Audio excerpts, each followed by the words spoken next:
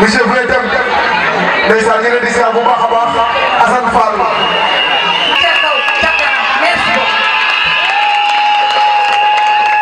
merci beaucoup madame Ouli Moroto mi nga xam ni discours yi bu demee tuuti dañ koy dagg indi lu neex tuuti dafa am nag benn séeréer massive critique sous vos applaudissements.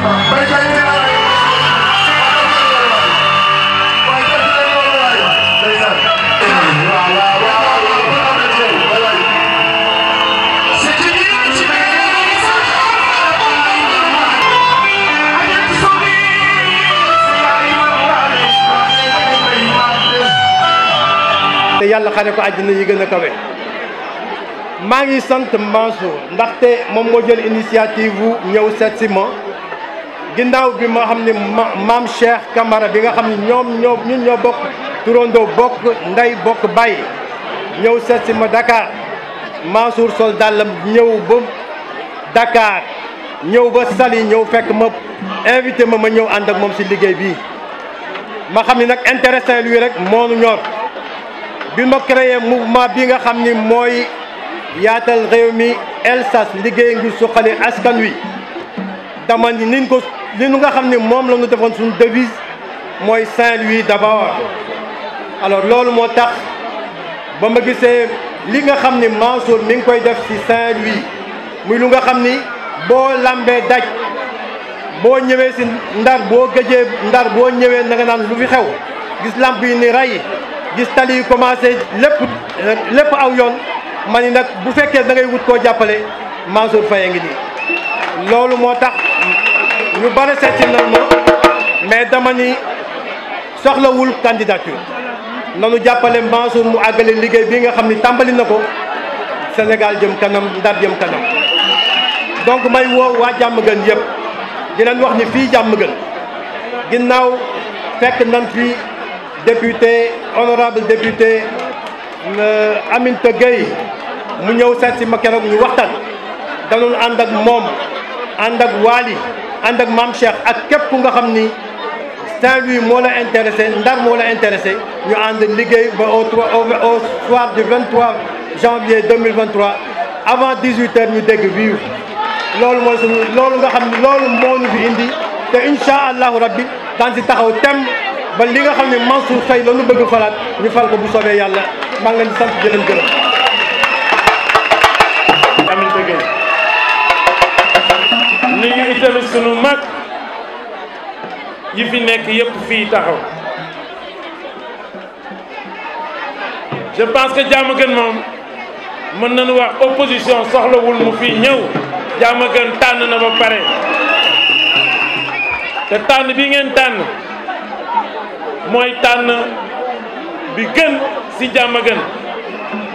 ndax seen ay frères seen ay sœurs yi nekk seen wet moom ngeen àndal ma cité ci waat léegi ki ma invité fii muy sama rakk Wally Seck tànn bi moo gën ndax léegi sama mag Cheikh Camara wax na ko Ndar mi ngi soppeeku mais nanu xam ni boobu ci échauffement la monsieur le maire nekkoon moteur bi rek la doon tàngal ndax mais Saint-Louis projet yu mag yi à partir de 2022 incha allah la ko maire di door xam naa ni su ci jëlee parole dina ci wax lu bare dina mën a wax rek ci waa Léona waa Diamaguène mooy seen rakk ji ngeen di jàppale muy Wally Seck xale bu yaru la xale bu dëggu la xale bu laabir la man xam naa que liggéey nañu c'est rare ñu jël collaborateur bu mel noonu moom moo tax ma kontaan trop fu ma gisee waa OLAC yëpp ñëw wuy si ka su ma wootee nag waa OLAC bu ma gisul daan am problème am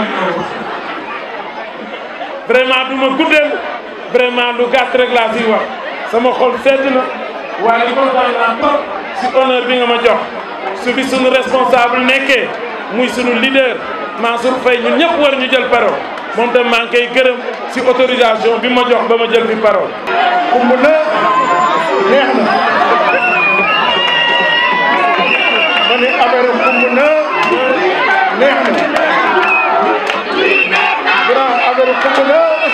neex na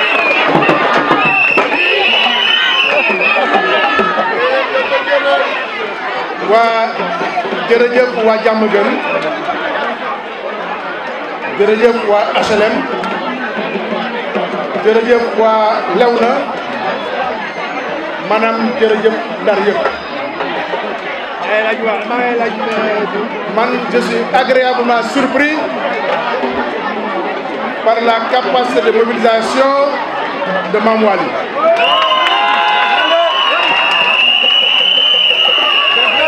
gëm naa ni gisaguñu dara lu des moo ëpp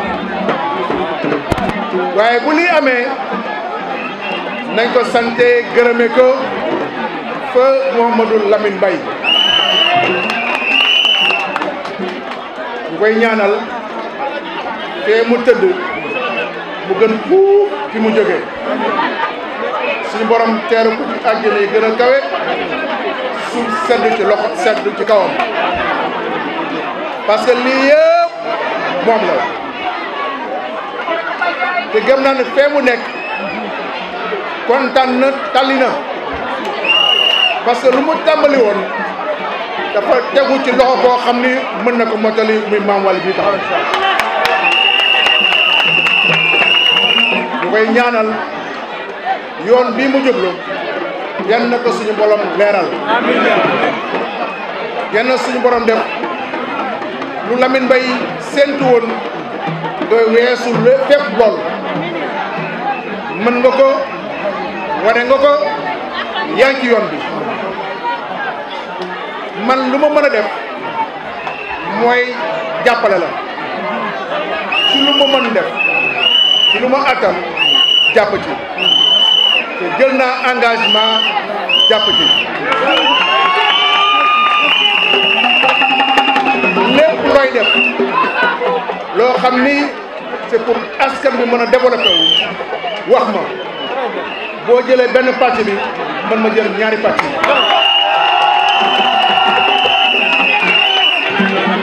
te man du ma waxantu sama làmmiñ lu ci génn bu soobee suñu borom lu may def la donc tu peux compter sur moi pour action boo mënti mëne ci dëkk bi ak lu ko wër su ma taxawee fii ci Diamaguène honorable député Aminata Gueye yónni délégation sama mag Baye Camara taxaw fii sama côté sama rak Mame Waly taxaw ci beneen côté bi man soxlawu ma ñëw campagne fii soxlawu ma fi ñëw parce que mokk na rumbax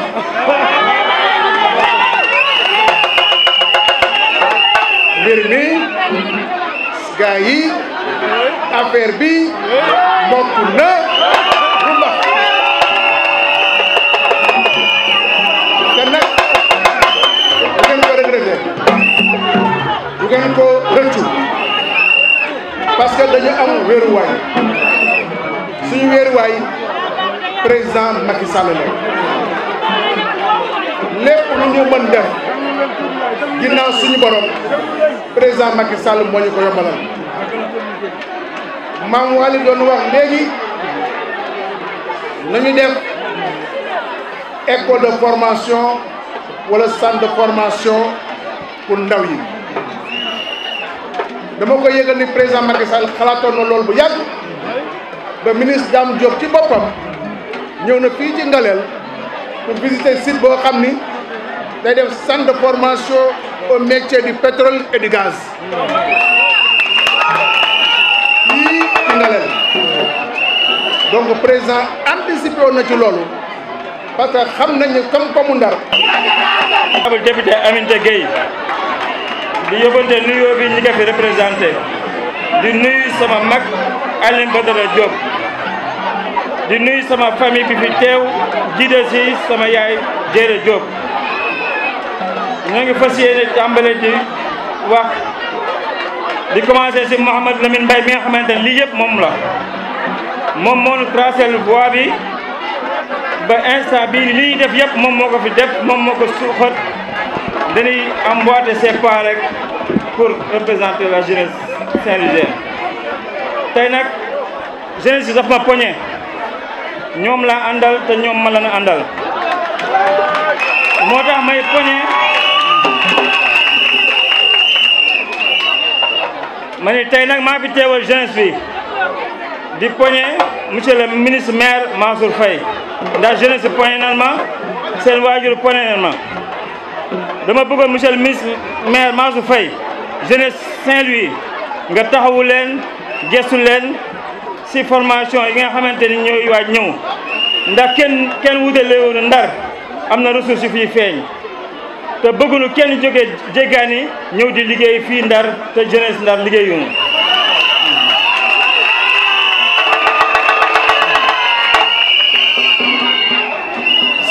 si loolu monsieur le ministre maire dama lay ñaan nga ubbi fi ay centre de formation yu jëm si yii yi fi waaj feeñ nga dugal si jeunesse Saint-Louisienne bi ñuy former leen bu ko defee poste yi bu ñëwee ñoom ñu occupé ko avant keneen di fi ñëw di ko occupé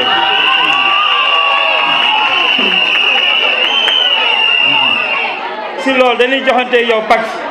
di la wax ni élection locale yi ñu jëm ñun jeunesse bi daan taxaw ba nga jël ndam li mais bu loolu weesoo ndax diggante bi dafa xat dans le même temps bu fekkee mënoo ubbi centre de formation établissement yi public yi nekk fii si Ndar nga transformé leen def ko centre de formation former jeunes yi su ko defee ñu taxaw di xaar ressources yi feeñ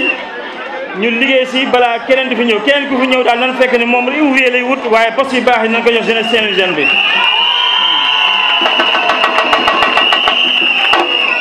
ñun loolu mooy suñu pacte yow tey jeunesse bi daal poñe nan ma tey yow poñe naa la tam monsieur le maire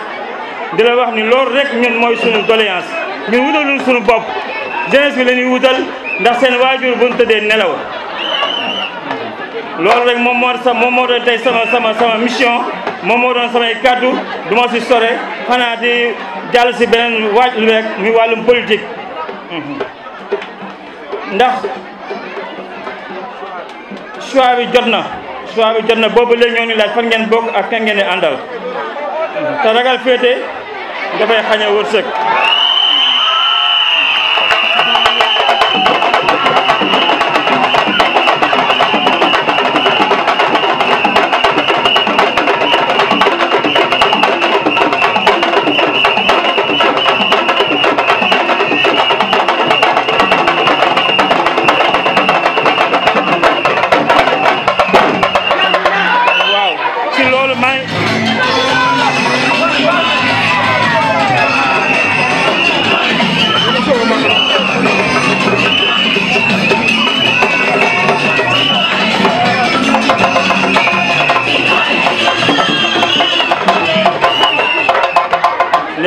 gisoo choix boobu nga xamante ni Diamaguène Léona HLM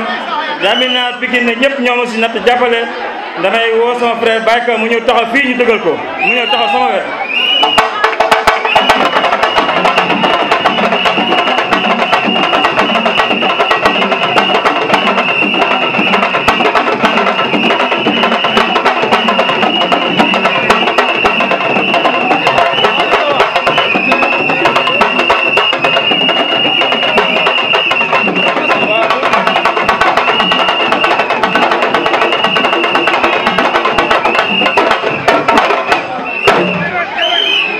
Diamaguène laa bëgg seedeel ne Cheikh Moussa Camara mii di Baye Camara bi muy social ñun juddooguñu tey social bi muy wax si man si moom laa ko doonee ba tax na dama bëgg ngeen xam ni sama mag la damay topp si ginnaawam ñu ànd liggéey jox monsieur le maire victoire incha allah moo tax monsieur le maire maa lay woo nga rejoindre fii tamit ñu woon ni Diamaguène ak Gandar yow lañu àndal.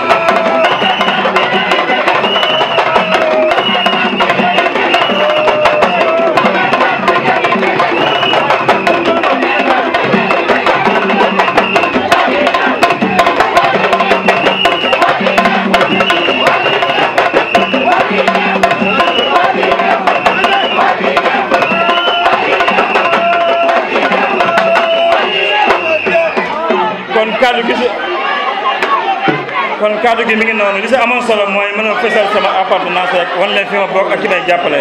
moo tax ma ngay jox parole bi incha allah monsieur le ministre maire te li ma la wax nga bàyyi si xel jeunesse saint-louisienne bii dama bëgg nga teg leen loxo former leen ba ressource bu feeñ ñu doon ñi koy accaparer ñu siy liggéey keneen ku fi ñëw day nekk ouvrier waaye du nekk njiit jërëjëf.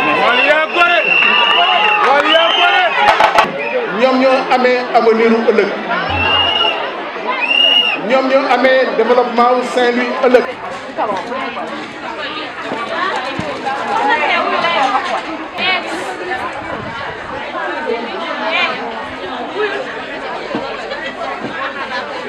ëllëg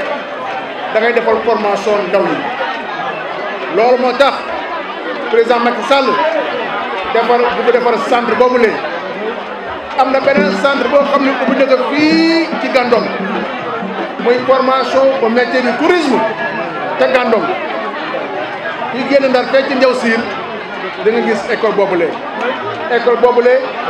pour ndaw yi la di ngeen gis fii ci Sénégal def na ko benn espace numérique ouvert pour la formation des enfants et des jeunes loolu yëpp pour jàppale ndaw yi la daañu fexe ba yokkaat les centres de formation pour que élèves yi pour que ndaw yi ñu bëgg métier yoo xam ne da nga leen di former ñi intervenir ñu former leen daañ ko dugal suñu programme mais nag leneen lu ma mën a wax mooy ñun dañu def bilan ba ñu dénkee mairie ba léegi 2014 la fi suñu borom indi ñu ngi ci 2021 janvier 2022 ñu demaat élection mairie fu ñu taxaw dañ fay taxaw jub bot droit dans nos bottes wax ni confiance bi nga xam ni askanu Ndar dénkoon nañu ko yaakaar naa ne ni jëppi wuñu parce que am nañu bilan boo xam ni dañ koy défendre bu leer nañ waxoon naa fi Ndar leer nañ yaakaar naa ni Ndar leer na xëy na nañ ko mottali mu ni nañ waaye leer na dañ ni Ndar set wecc yaakaar naa ni Ndar set na xëy na nañ ko mottali wecc bi egsi waaye Ndar set na Ndar am na ay infrastructure gis nañ ko waaye dañ ko yokku je m'engage que ni jàmm gën bu neexee yàlla dañ ko dugal ay pavé avec Promoville suñu programme la bokk que dañ ko def jàmm gën dispensaire bii nga gis muy centre de santé bi poste de santé bi dans notre programme on va doter les 14 centres de santé de Saint-Louis bu ci nekk ambulance médicalisée te waxatuma damay wax nos adversaires politiques c'est même pas nos adversaires en réalité man ñun amuñu adversaire mais les prétendants ku ñuy wax programme nañu wax programme am nan la koy financer yomb na dinaa defar lii dinaa defar na leen na wax ku ci nekk bu ne naa defar tali na wax fu mu jëlee financement bi dinaa tabax boutique na wax fu may jëlee financement bi loolu je demande aux candidats ku ci nekk booy wax programme nu wax lu muy def pour ko financer ko ambulance yi may wax boobu lay laal te chaque poste de centre de santé il y en a 14 dans la commune et je pense 18 dans le département bu ci nekk daañ ci indi ambulance médicalisée ku ma koy jëlee parce que maa ni ku wax programme na nga wax ni ngay financé fu ma koy jëlee hôpital de Nguène ni ñu Saint-Louis dana am un hôpital de niveau 4 hôpital de niveau 4 amagul Sénégal hôpital principal moo ko nar a nekk hôpital Dalal Jàmm Pikine Guédiawaye moo ko nar a nekk troisième bi Saint-Louis moo koy am te fële nga xam ne hôtel Mame Coumba Ba nekk foofu lañ koy def programme boobu la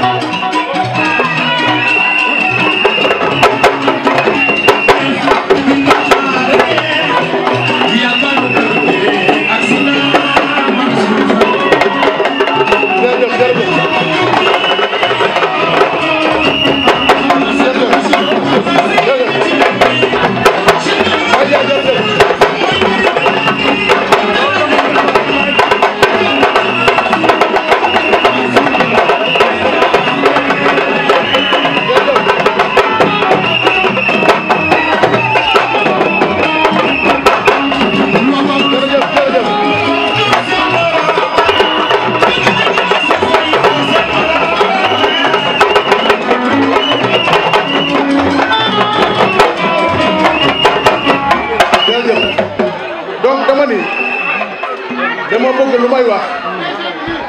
ñu déglu ko candidat bu ni mën na fay indi dara na wax nu mu koy financer nu wax koppari fu muy jógee il faut mu wax loolu ça c'est important lu may wax man su ma nee les postes ou centre de santé yu nekk Ndar bu ci nekk daañ la wutal ambulance médicalisée koppari fu ma koy jëlee ci projet boobu nga xam ni mooy defar hôpital niveau 4 bu Saint-Louis moo koy financé du waxantu te di ngeen ci teg seen bët fi léegi xëy na ñaari weer wala xëy na fi léegi janvier daañu fexe ba jéem a teg la première pierre de l'hôpital de niveau 4 de Saint-Louis parce que monsieur le président de la République moo ko décidé affecté terrain bi nga xam ni foofu la hôtel Mame Coumba Ba nekkoon donc lu ñuy waxantu lu ñuy def la chaque fois léegi su ma jëlee kaddu dans les rencontres sama programme bi nga xam ni ñoo ko réfléchir di daan wax lii lay def ak koppar yi fa lañ ko jëlee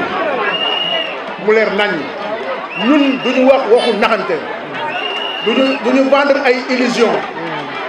réalité la ñuy wax lii moo fi am lii la ñuy def lii la ñuy defi teg ko ci lu leer loo xam ni ku ko gis di nga xam ne lii la wala ku ko dégg di nga xam lu ñuy wax loolu la donc man maa ngi remercier bu baax Mame Waly ci maanaam organisation bi nga xam ni def na ko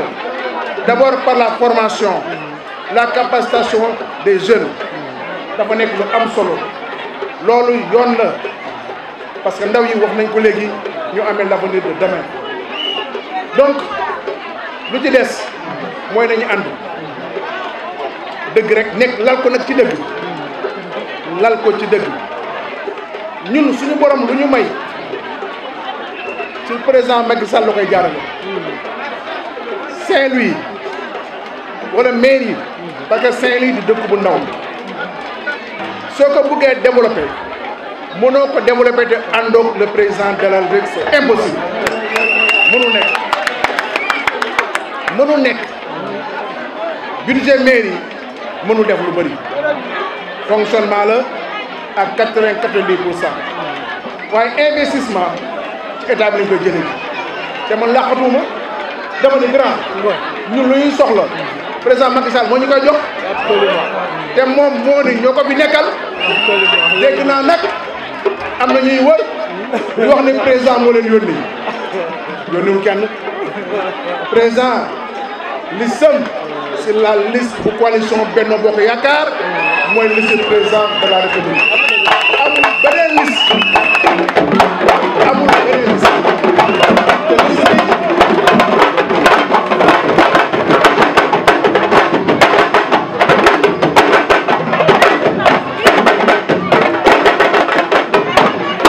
bi te liste bi moom mooy liste gagnante su Mame Waly taxawee fii Baye Camara taxaw fële Amine Jigéen taxaw fii jàmm gën lew na yaakaar naa ni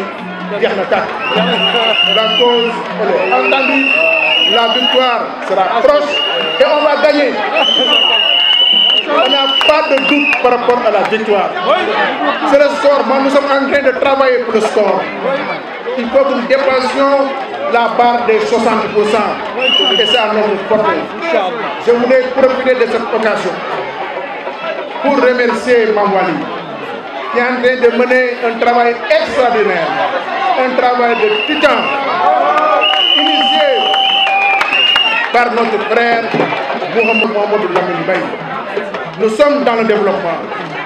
nous sommes dans la prospection. Saint-Louis sera une ville attractive d'ici 2 ou 3 années. Puisque tout simplement, nous avons le gaz à portée de main. Et l'exploitation du gaz va démarrer d'ici peu, d'ici 2 ans tout au plus. Et je voudrais, à cette occasion, inviter les Saint-Louisiens à anticiper sur le pétrole et le gaz. À anticiper dans le cadre du contenu local, puisque c'est des ressources qui pourront bénéficier grandement à la population saint-louisienne. Et dans cette dynamique, il est nécessaire de former les jeunes. Le président de la ville, M. Macky Sall, monsieur le président de la République, a déjà anticipé dans le cadre de cette formation-là, en initiant l'école de formation sur les métiers du pétrole et du gaz, qui sera implantée en Galère. D'autres écoles de formation suivront pour accompagner les jeunes. La jeunesse est l'avenir de demain. Et nous comptons fortement sur cette jeunesse, non seulement pour développer Saint-Louis, parce que notre ambition, c'est de faire de Saint-Louis la ville la plus attractive du Sénégal. Et c'est tout à fait possible. Saint-Louis fut la ville des première capitale du Sénégal, première capitale de l'Afrique occidentale française, première école, premier parti politique. C'est la ville des premières.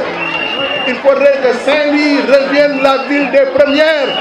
Et Saint-Louis reviendra la ville des premières. Et ce sera fait avec les Saint-Louis. Ce sont les Saint-Louisiens, de braves Saint-Louisiens, comme Mame Waly, comme Baye Camara, comme Amine Jigéen, comme Ali Barry Diop, comme Patrick Mbaye, comme Amadou Niang et tant d'autres. Nous allons construire le Saint-Louis. Personne ne le construira pour nous. Nous le ferons nous-mêmes et avec tout le monde. Vraiment,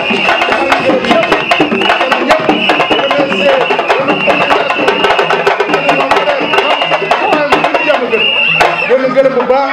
di leen sant asalaamaaleykum wa rahmatulah.